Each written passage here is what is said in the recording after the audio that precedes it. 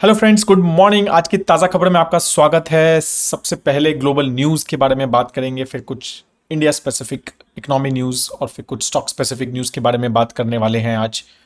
Video को last तक ज़रूर देखिएगा। बहुत आज इंटरेस्टिंग कुछ इंटरेस्टिंग डेटा मिला।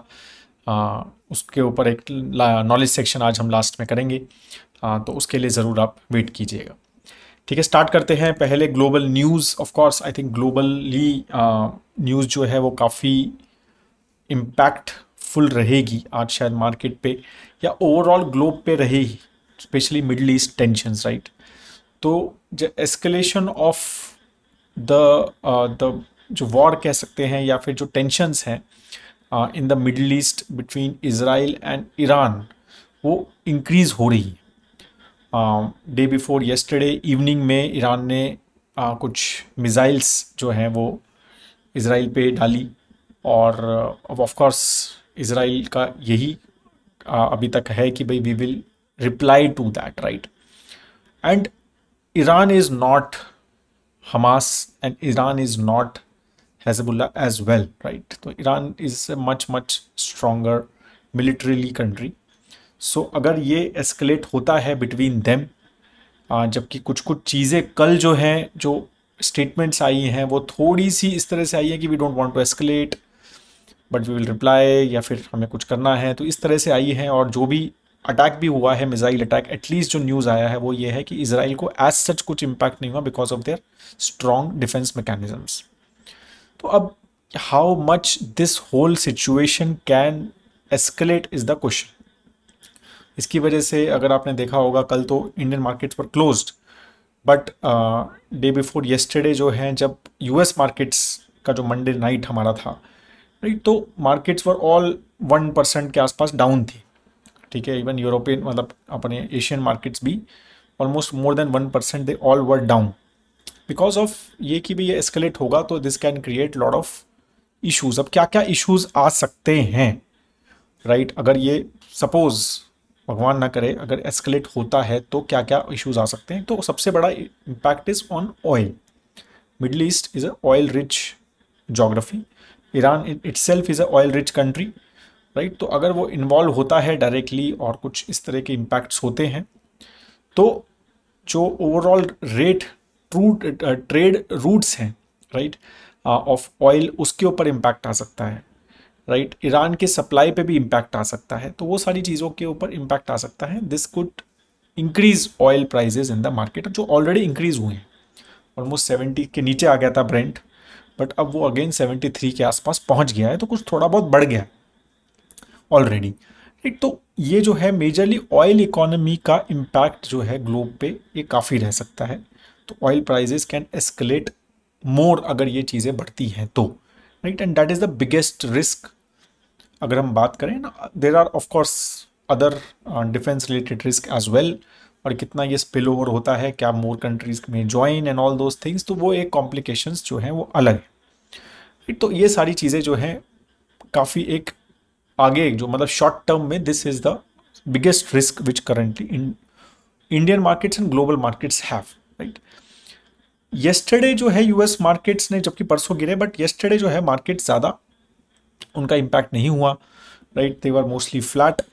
और तो मतलब वही जैसे मैंने बोला कि थोड़ा सा एक कमेंट्री इस तरह की आई कि शायद ये एस्केलेट ना हो because as I said Iran is not that country जिसके साथ मतलब Israel may not want to have direct escalation with them, right. And because they know that they are also militarily very strong.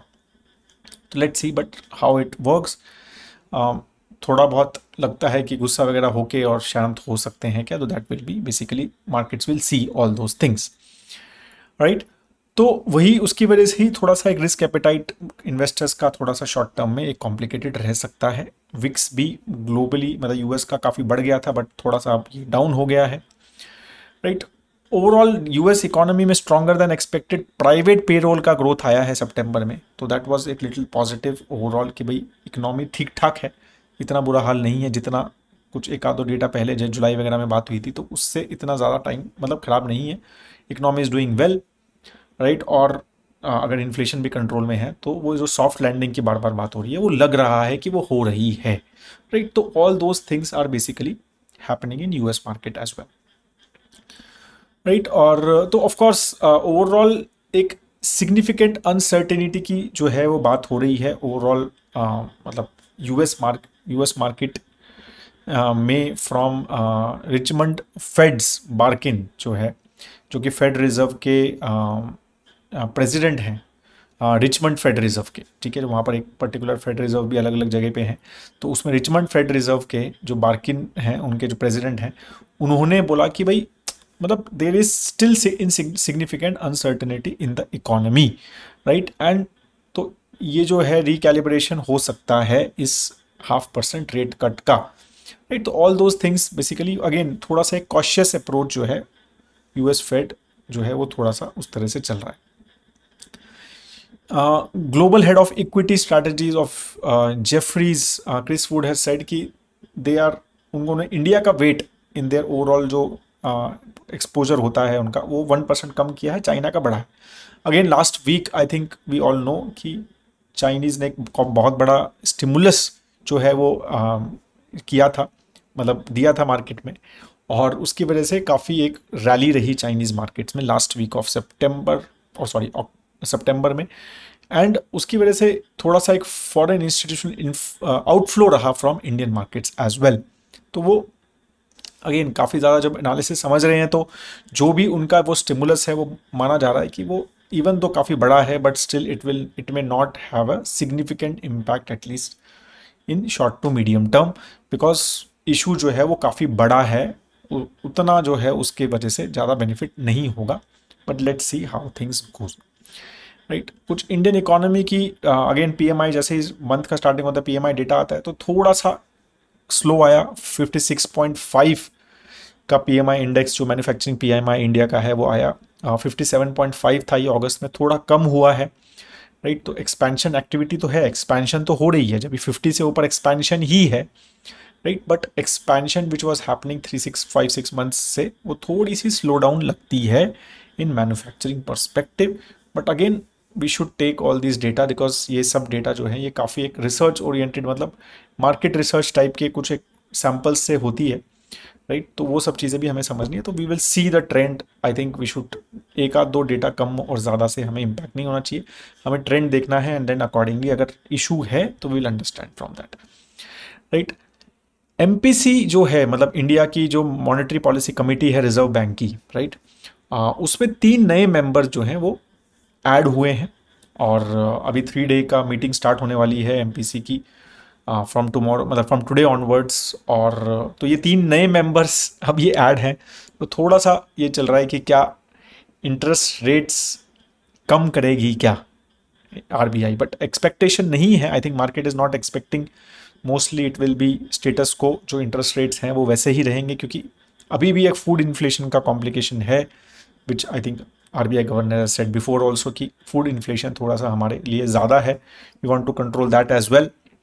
जबकि बाकी overall core inflation and everything is under control, growth is there as well, तो growth भी है, inflation भी ठीक ठाक control में है। तो I think there is no major reason कि इंटरेस्ट रेट कम क्यों किए जाएं। लेकिन ये बेनिफिट है कि यूएस फेड ने एक इनको थोड़ा सा स्पेस दे दिया है to interest rate cuts, right. अब वो उसको कब यूज़ करेंगे तो वो थोड़ा सा बेनिफिट 0.5% का कम करके आरबीआई के पास एक थोड़ा सा अब स्पेस है, right, to reduce interest rates in India as well. तो जब भी उनको वो एक यूज़ कर सकते हैं, अगर ग्रोथ को थोड़ा सा पंप अप करना है या इन्फ्लेशन ज़्यादा बढ़ती है वापस, तो वो they can use that ammunition which they have now, right, because of US Fed rate cut.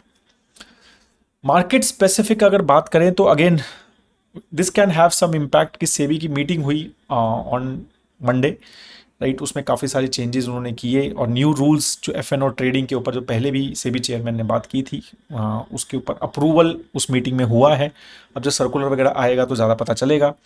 तो वीकली एक्सपायरीज का रिडक्शन जो है बेसिकली सेबी ने सजेस्ट किया है, right, because to curb speculative trading, reduce risk associated with uncovered और naked option selling.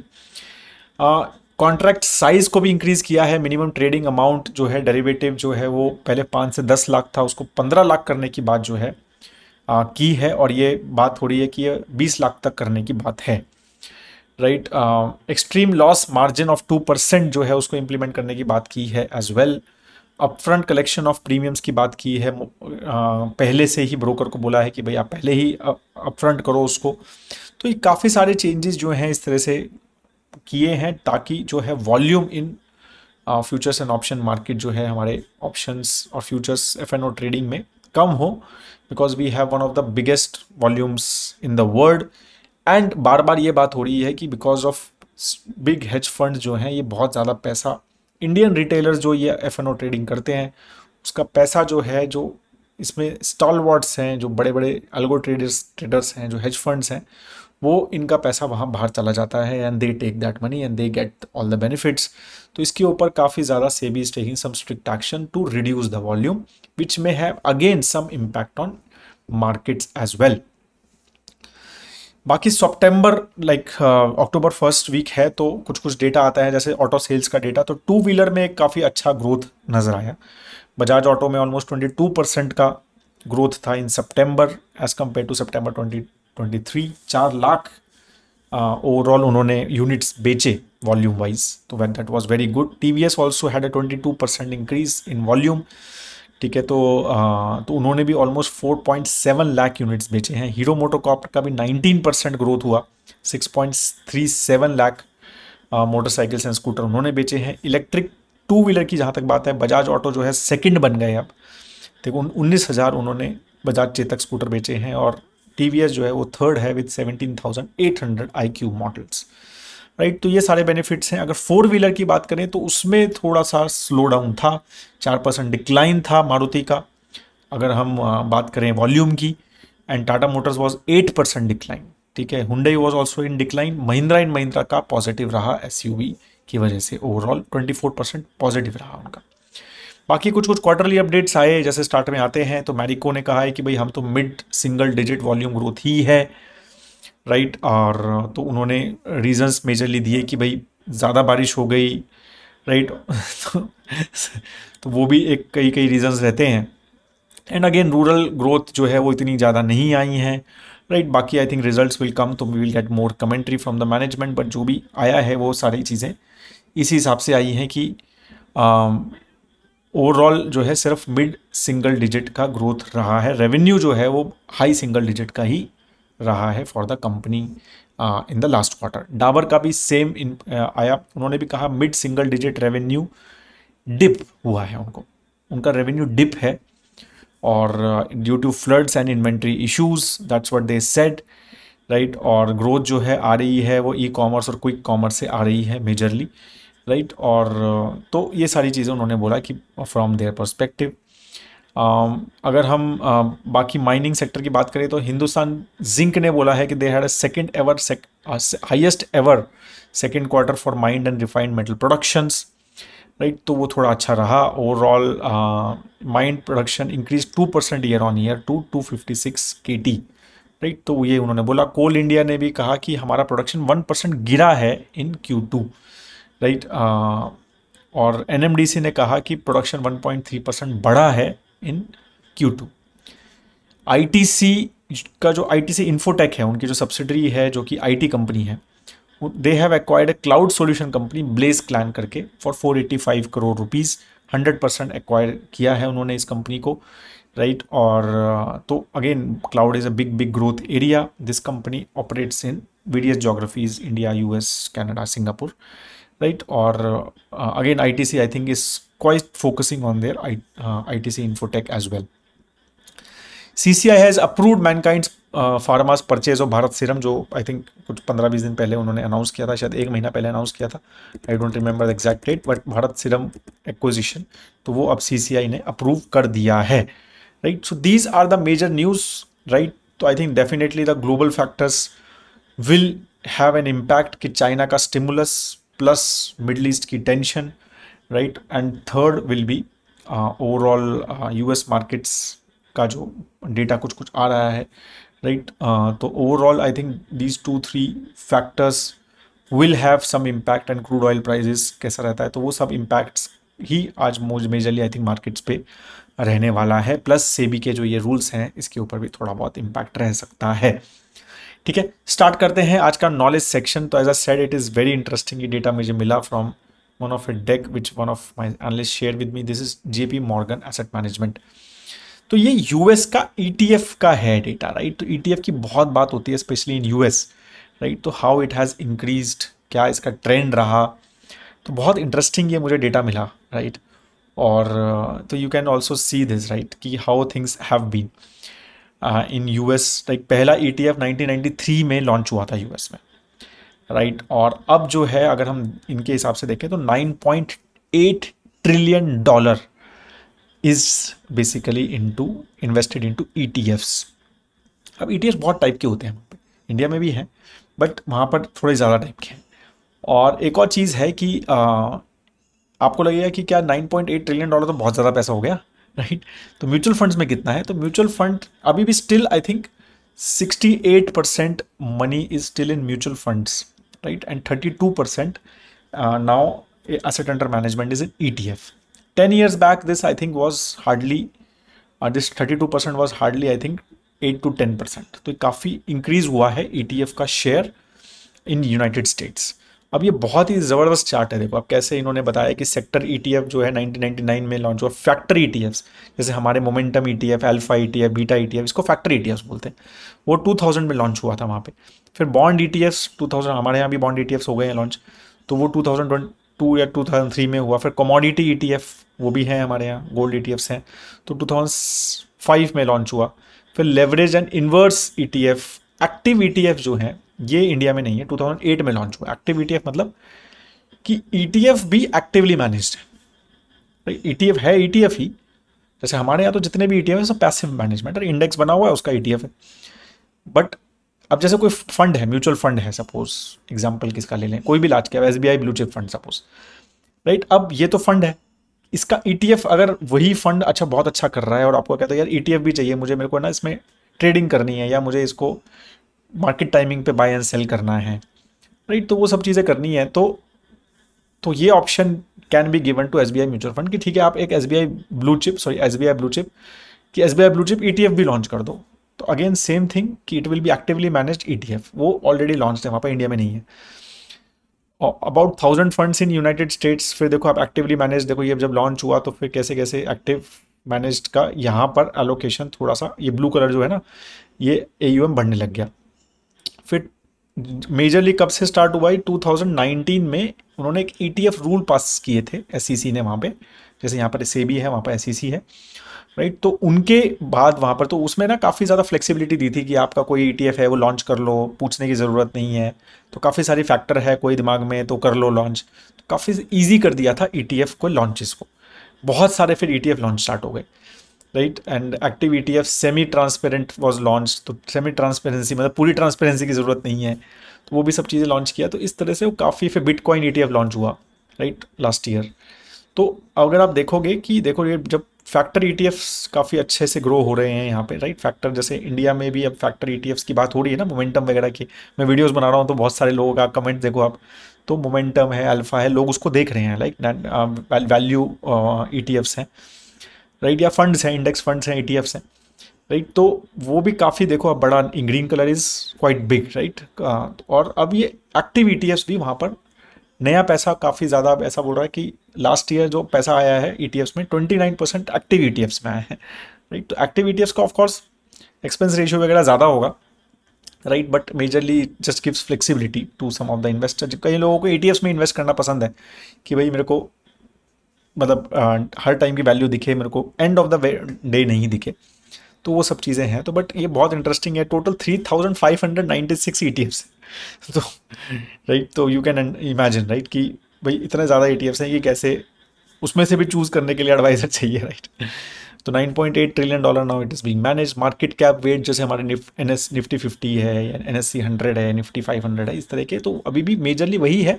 But again I think factors and active ETFs are also growing, मतलब वहाँ पर ओवरऑल ग्रोथ उसमें ज़्यादा है, right? And तो hopefully India will also have active ETFs very soon, but again factor ETFs तो बहुत launch हो रहे हैं इंडिया में, तो आई थिंक काफ़ी इंटरेस्टिंग मार्केट रहने वाला है overall in the future as well, right? So that is how, again as I said, ये स्टिल समझना है कि अभी भी वहाँ पर 68-70% is still in mutual funds, right? Indian is a different market, US is a different market, we need to understand all those things as well.